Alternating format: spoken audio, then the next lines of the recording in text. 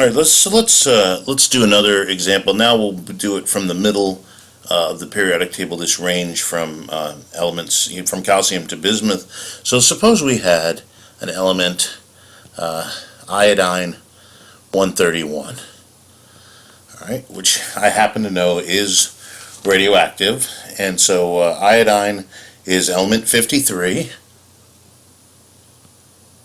So let's do we're going to prove we're going to predict. Sorry, we're going to predict. That's what this is all about. Predicting using the band of stability whether this is radioactive or not. So we're going to calculate the number of neutrons. Is going to be 131. That's a 3 minus 53, and so that is, let's see, I should have already had my calculator. 131 minus 53 is 78 neutrons. Alright, so the neutron to proton ratio is going to be 78 divided by 53. And notice, by the way, already we would be somewhat suspect because we have, in this case, 53 protons, an odd number of protons. That doesn't by itself indicate that it's radioactive, but certainly that will add to our problems. So 78 divided by 53 is 1.4. Oh, this wasn't a good example. Sorry. 1.47. 1.47. Yeah, this would be hard to tell since this is actually in the range of stability.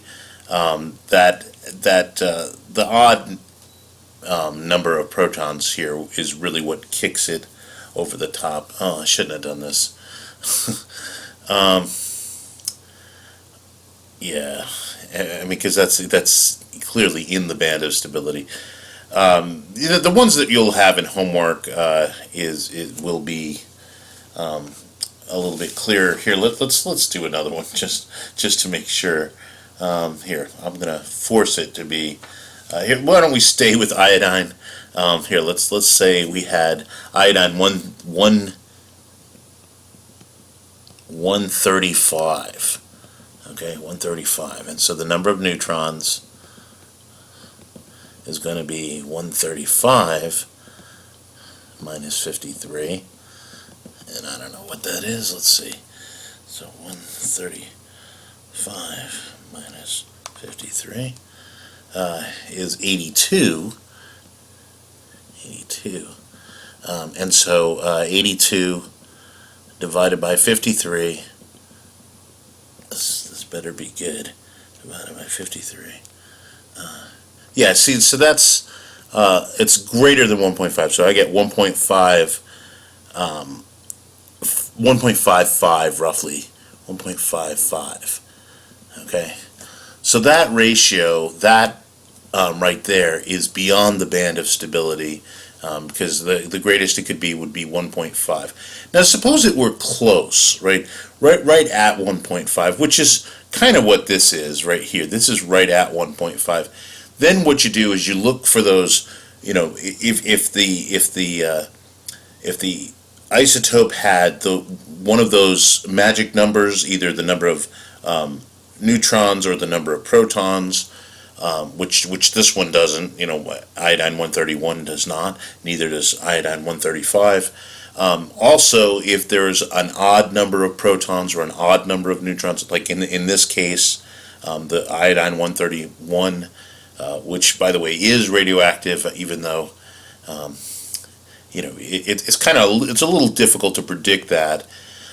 Remember, this is just prediction, but this one clearly, iodine 135. Is clearly over the limit, and it has an odd number of protons. So we would predict that to be radioactive. Let's do one more. What the heck? How about lead? What are we gonna do? Lead.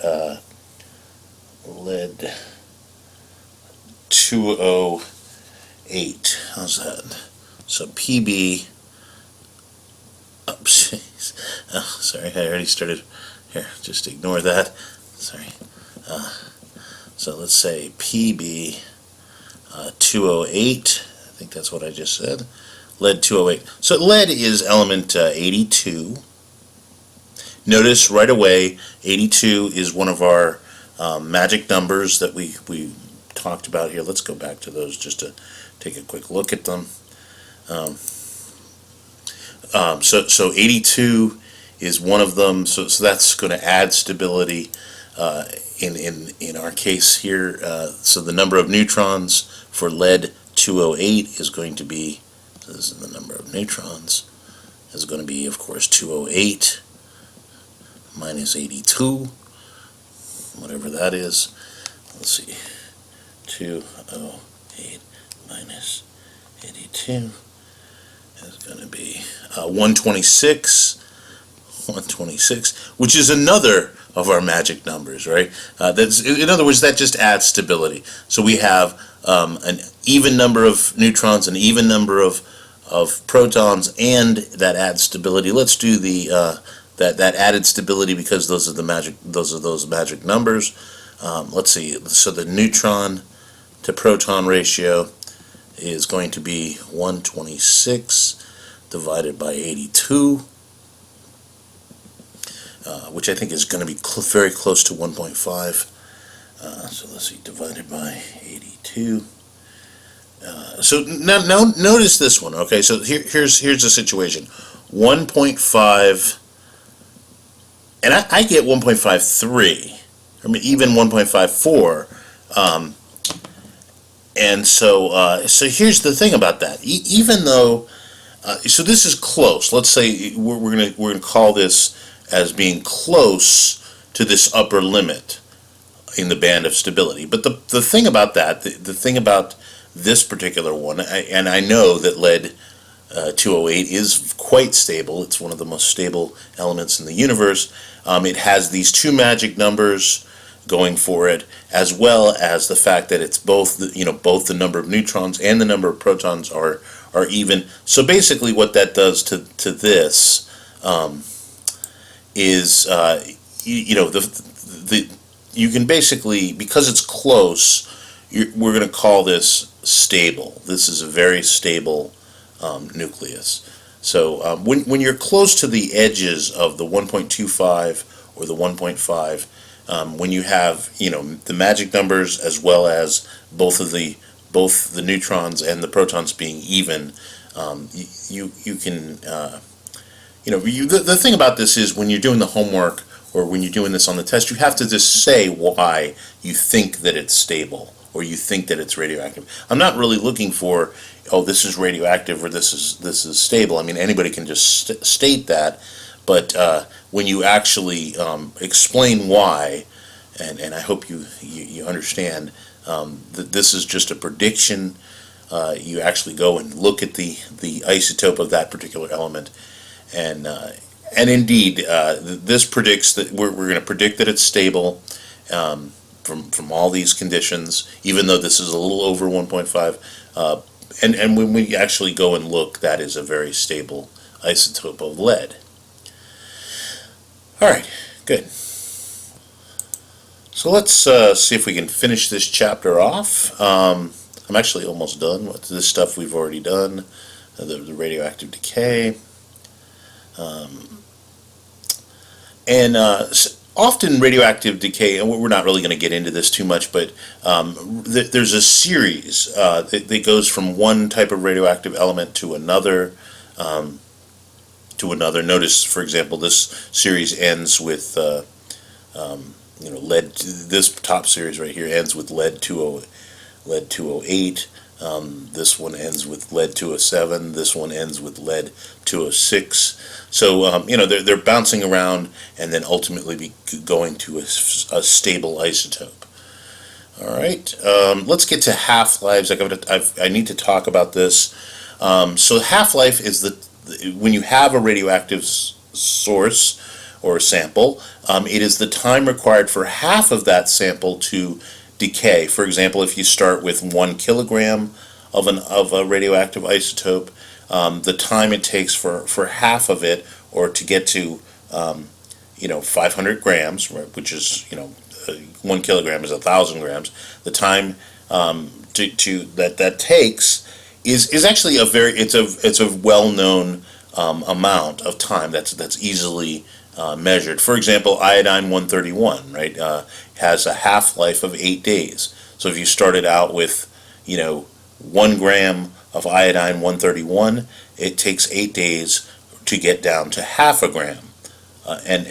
So there's many all the different isotopes that have been measured. One of the first things you do is you measure the half-life.